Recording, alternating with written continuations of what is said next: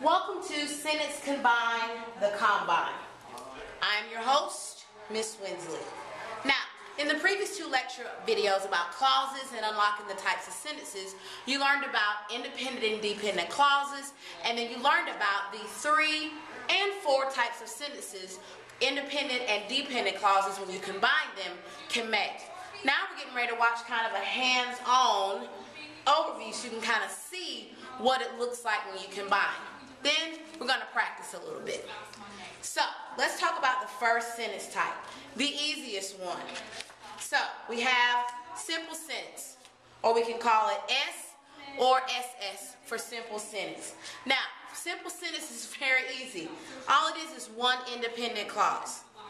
For example, the clown frightened the little girl. I have a subject, the clown, frightened the little girl. So I have my subject, the clown, I have my action verb, which is frightened. Frightened who? The little girl. Bam. Subject, verb, complete thought. The cat yowled. Once again, subject, the cat. What did the cat do? Yowled. Subject, verb, expresses a complete thought. I get older. Still a simple sentence because I have a subject, a verb, and expresses a complete thought. So that's a simple sentence. Remember, a simple sentence has one independent clause. So now let's talk about combining sentences. So the first of the 3 we're going to look at is a compound sentence. Now, there are 2 ways that you can combine a compound sentence.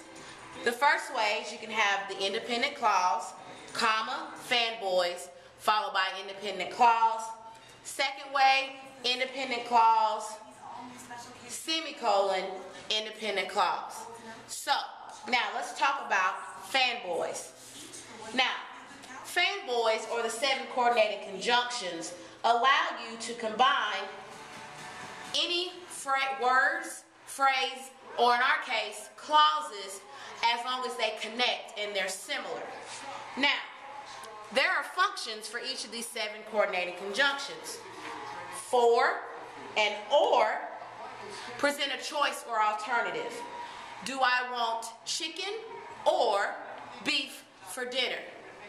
Do I want to go to the movies, comma, or do I want to go to the theater?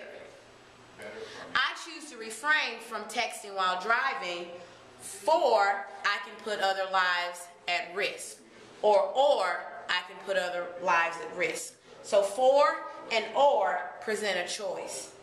And the most common one, join similar ideas together. You'll probably use and 85% of the time when you're combining words, phrases, and in our case, clauses.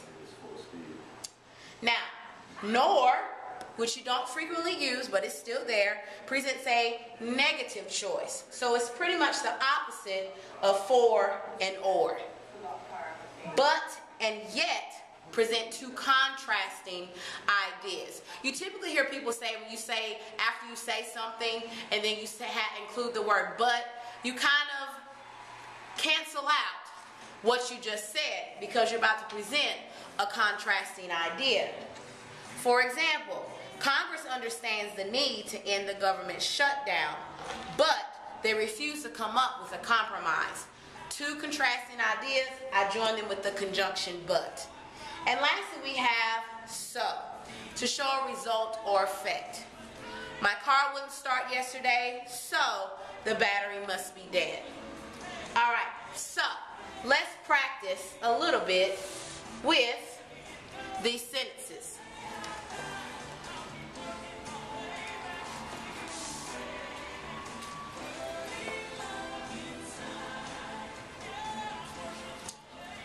So I have 2 sentences.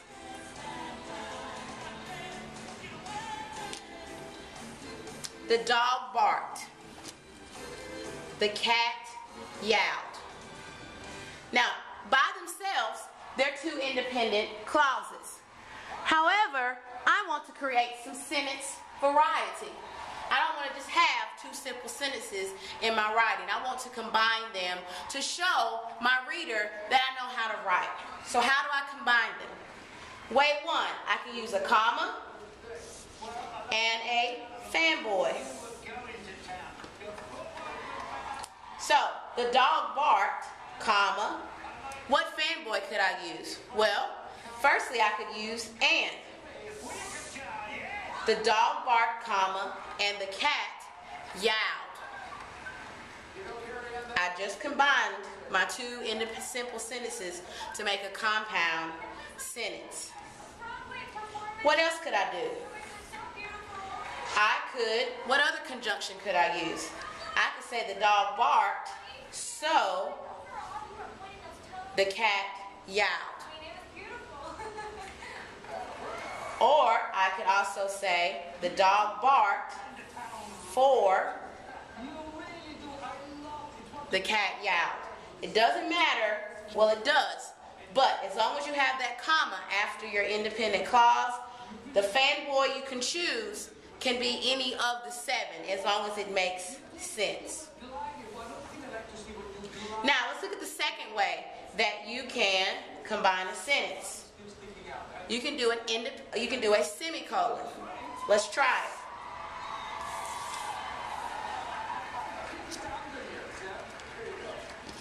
The clown frightened the little girl. Clearly an independent clause. She ran off screaming.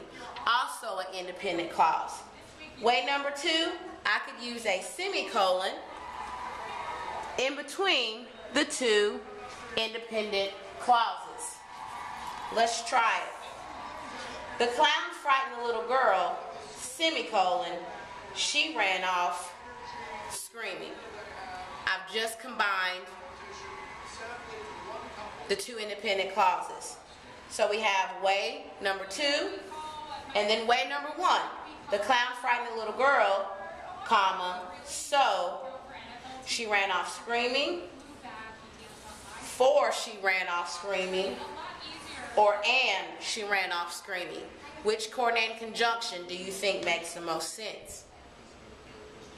If you said and or for, you're exactly correct. All right, let's talk about our third type of sentence, which is a little more difficult. The third type of sentence is a complex sentence. Now, complex sentence has one independent clause and one dependent clause typically. And then depending on how you word it, whether you have independent or dependent clause depends on if you use the comma. Now, when you look at complex sentences, I like to think of the comma in this case as a ring. We look at the independent clause as a female, the dependent clause as a male. A dependent clause would never come to a woman to propose anything without a ring, aka the comma. However, if the female approached the man would not require a comma.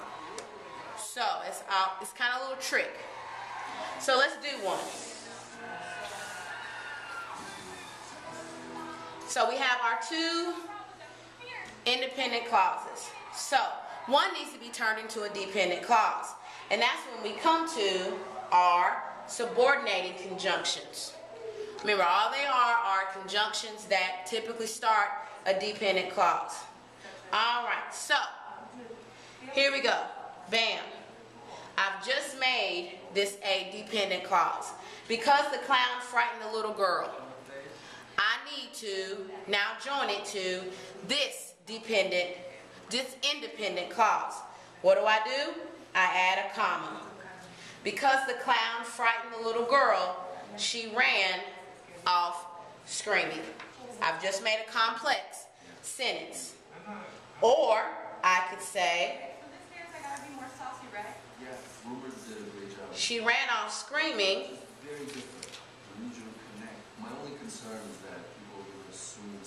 Because the clown frightened the little girl.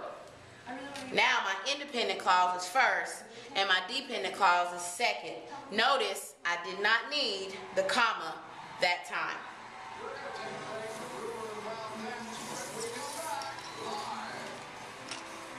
Let's do another one.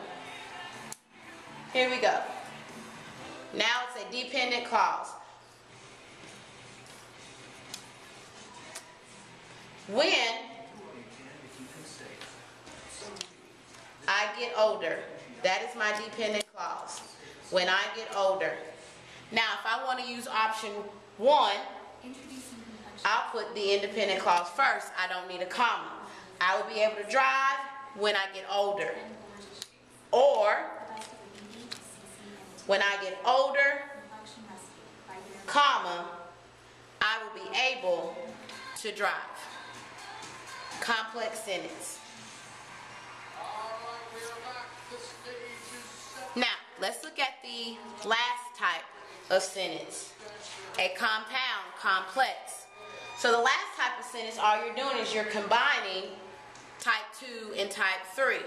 Combining a compound with a complex sentence. So you're going to have at least 2 independent clauses with a dependent clause somewhere.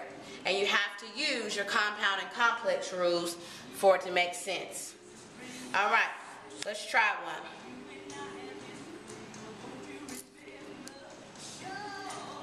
So here's my dependent clause. When the Freedom Riders departed on May 14th, 1981, it's my first clause in the sentence, so I know I need a comma. So let's go ahead and put that comma right there.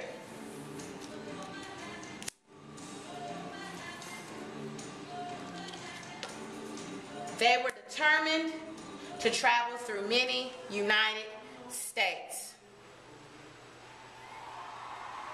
Now, this sentence is totally not going to make sense, but let's play with it. So when the Freedom Riders departed on May 4th, 1961, they were determined to travel through many southern states. Now, by itself, I have a complex sentence, but I want to show you what a compound complex sentence looks like. So, I have my independent clause, I have my dependent clause, now I need another independent clause. So I could do comma and a fanboy, or I could do a semicolon.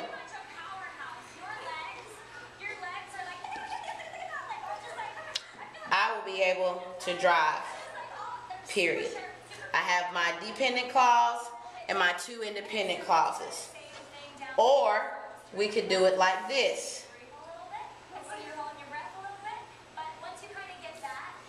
They were determined to drive. They were determined to travel through many southern states when the Freedom Riders departed on May 4th, 1941. Comma. So I will be able to drive. Still a compound sentence. I have my 2 independent clauses and my I have my 2 independent clauses and my dependent clause. And those are the 4 types of sentences. Now, let's get ready to play.